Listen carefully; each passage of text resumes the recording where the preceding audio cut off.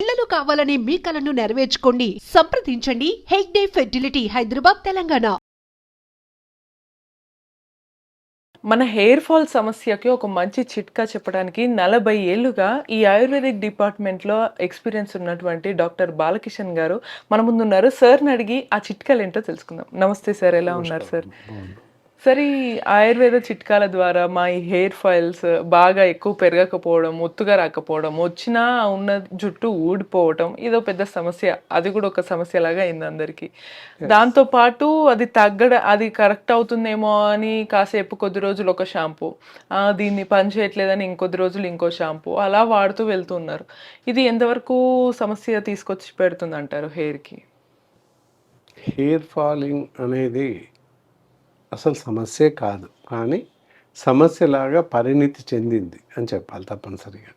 ఇందాక మనం పై వీడియోలో చెప్పుకున్నాం ఏంటి అంటే, పుట్టుకతో హెయిర్కి తలకి ఆయిల్ పెడుతూ వెళ్ళేవాళ్ళం. అందుకే ఇప్పుడు అంటారు, మీ కాలంలో చాలా బాగున్నారు, ఓల్డేజ్ అయినా చుట్టూ చాలా ఒత్తుగా ఉంది, ఊడిపోవట్లేదు, మీరు ఏం వాడారు అని అడుగుతుంటాం మనం పెద్దవాళ్ళు. ఎందుకు అడుగుతాము? మరి కారణం ఏంటి అని చూస్తే అది కారణం అన్నమాట.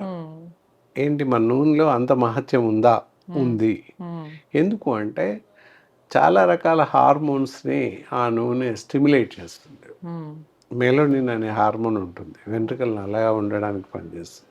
అలాగే రక్త ప్రసరణ, బ్రెయిన్లో రక్త ప్రసరణ సవ్యంగా జరగడానికి కూడా పర్టికులర్ మనం ఆయిల్ పెడుతూ ఉంటే ఒక రకమైన అప్లికేషన్, మసాజ్ లాగా తలకి, బ్రెయిన్కి జరుగుతుంది.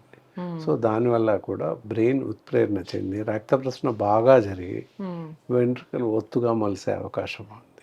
ఇవన్నీ ఫిజికల్గా అయితే తెలియదు ఎవరికి, అట్లా అనమాట.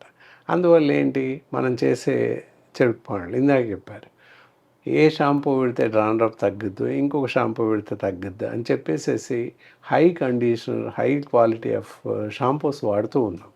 షాంపూస్ వాడడం వల్ల దానివల్ల జరిగే లాభం కన్నా నష్టమే ఎక్కువ జరుగుతుంది.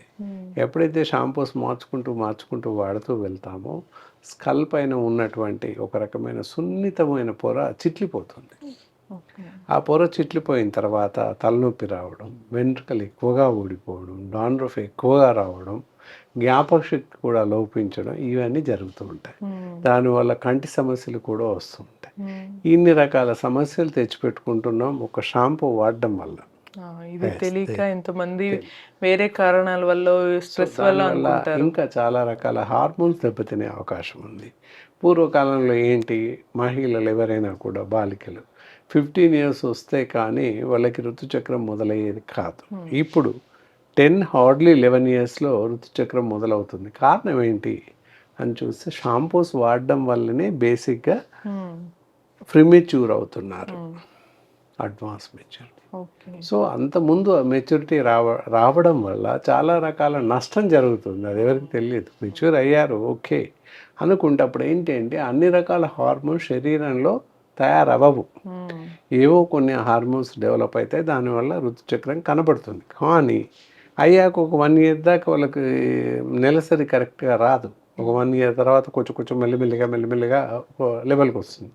అంటే అర్థం ఏంటి, 1-2 years ఆగాల్సిందే అని అర్థం. కానీ కొన్ని రకాల హార్మోన్స్ వచ్చి పడ్డాయి కనుక ఇవి వస్తున్నాయి. మరి అవన్నీ ఎందుకు వస్తున్నాయి అంటే మనం తీసుకునేటటువంటి అసంబద్ధమైన ఆహారం. రకరకాల ఆహారం తీసుకుంటున్నాం ఇంట్లో. ఇప్పుడు మనకు వెలిసిపడలేక ఏ ఫాస్ట్ ఫుడ్ సెంటర్కో వెళ్ళడం, ఏ టిఫిన్ సెంటర్కో వెళ్ళడం, టిఫిన్ తెచ్చేసుకొని తినడం, లేదా వెంటనే నూడిల్స్ తినడం, ఇలాంటివి బాగా పరిపాటిగా మారింది.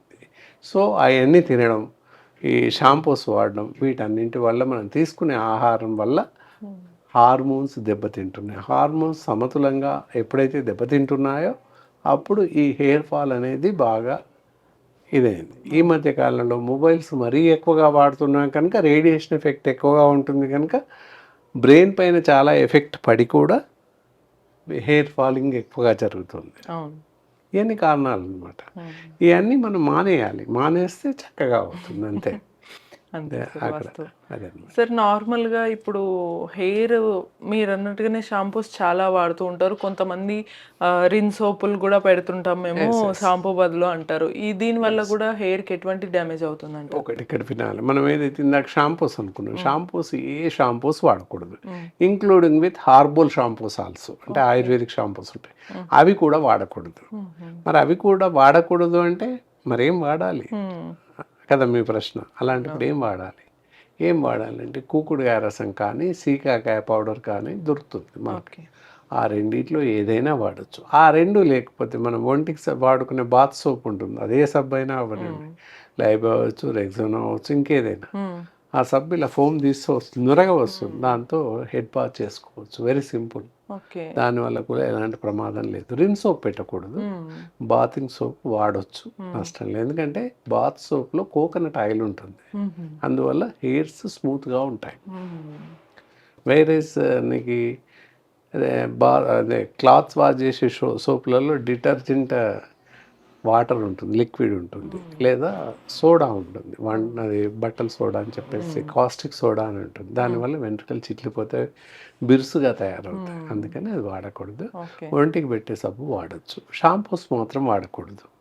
లేదా ఈ మూడు ఇందాక సీకాకాయ, కుంకుడుకాయ, ఇవి వాడచ్చు.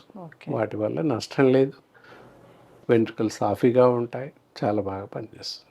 అద్భుతం సార్. ఇప్పుడు వాడకూడనివి అన్నీ మనం తెలుసుకున్నాము. అయితే ఆయుర్వేదం ద్వారా మనము హెయిర్ ఫాల్ కంట్రోల్ అవ్వడానికి ఎటువంటి చిట్కాలు, ఆయిల్ కానీ షాంపూలు కానీ మీరు ఇంకేమన్నా చెప్తారా? ఎస్, ఇక్కడ ఏంటంటే ఎంతసేపు మనం హార్మోన్స్ అనుకున్నాం, హార్మోన్స్ వల్ల వెంట్రుకలు తగ్గిపోతాయి, ఊడిపోయే అవకాశం ఉంది అని చెప్పాం, హెయిర్ ఫాల్ అవుతుంది. అలాగే ఇంకో కారణం కూడా ఉంది, అనీమిక్ కండిషన్స్, అంటే రక్తహీనత, రక్తం తగ్గిపోయిన కండిషన్స్లో కూడా హెయిర్ ఫాల్ జరుగుతుంది, ఐరన్ లోపం వల్ల కూడా. అందుకని ఐరన్ డెఫిషియన్సీ ఉందా లేదా కూడా చూస్తాం, బ్లడ్ లెవెల్స్ ఎలా ఉన్నాయి చూస్తాం, అవి కూడా అవసరం అన్నమాట. ఎంతసేపు వెంట్రుకలు ఊడిపోతున్నాయని తెగమొత్తుకుంటాం, అది ఎందువల్ల అనేది కూడా కారణం చూడాల్సి ఉంటుంది. అంటే వైద్య పరిభాషలో చూసుకుంటే ఏమైనా అనిమిక్ కండిషన్ ఉందా, లేదా సాధారణంగా ఊడిపోతున్నాయా, లేకపోతే వాతావరణ పరిస్థితుల వలన, అది కొంచెం పరిశీలించాల్సిన అవసరం వస్తుంది. దాన్ని బట్టి ఒకవేళ రక్తహీనత కలిగినట్టయితే రక్తహీనకు సంబంధించి రక్తం డెవలప్ అవ్వడానికి, బ్లడ్ డెవలప్ అవ్వడానికి సరిపడేటటువంటి మెడిసిన్స్ ఇవ్వడం జరుగుతుంది. లేదా ఆహారంలో పద్ధతులు చెప్పడానికి అవకాశం ఉంటుంది. ఏంటంటే ఆకుకూరలు, టమాటాలు, తోటకూర అంటాం, అది లీవ్స్ ఎక్కువ, ఆకుకూరలు ఎక్కువ తీసుకుంటూ, టమాటాలు, క్యారెట్ ఇలాంటివి ఎక్కువ తీసుకుంటూ ఉంటే ఏంటంటే రక్తం హీనత ఉన్న వాళ్ళకి బ్లడ్ ఇంప్రూవ్ అయ్యే అవకాశం ఉంటుంది. తద్వారా హెయిర్ ఫాల్, అంటే రక్తహీనతతో తగ్గినట్లయితే, హెయిర్ ఫాల్ జరుగుతున్నట్లయితే అప్పుడు కంట్రోల్ అవుతుంటుంది. అండ్ దెన్ ఎవరికైనా కూడా హెయిర్ ఫాల్ ఏ విధంగా ఫాల్ అవుతుంది, డాండ్రఫ్ వస్తుంది అలా అనుకున్న వాళ్ళకి ఇక్కడ కౌశిక్ హెయిర్ టానిక్ అని ఉంటుంది. ఇది మామూలుగా ఈరోజు పుట్టిన పిల్లల నుండి అనుకొని ఓల్డ్ ఏజెస్ వరకు ప్రతి ఒక్కరు వాడచ్చు. ఇందాక హెయిర్స్ కాకుండా డాండ్రఫ్కి, అలాగే తలనొప్పికి, తల తిప్పడానికి, హైపర్ టెన్షన్స్కి, కళ్ళ మంటలకి, వీటన్నింటికి కూడా ఎక్సలెంట్గా పనిచేస్తుంది. అండ్ జ్ఞాపక శక్తి, మెమరీ పవర్ని కూడా పెంచుతుంది. ఇలా వీటన్నిటితో హెయిర్ ఫాల్ని కూడా కంట్రోల్ చేస్తుంది. అద్భుతం. సో చూసారు కదా సార్, చిట్కాలు కూడా చెప్పారు. అలాగే మీకు ఏమైనా సందేహాలు ఉంటే ఈ హెయిర్ ఫాల్ కానీ, స్కిన్కి కానీ ఆయుర్వేదిక్ ద్వారా ట్రీట్మెంట్ ఎలా పొందాలి అనుకుంటే కనుక మీకు సందేహాలన్నీ కామెంట్ రూపంలో తెలియజేయండి. Until then keep watching iDream.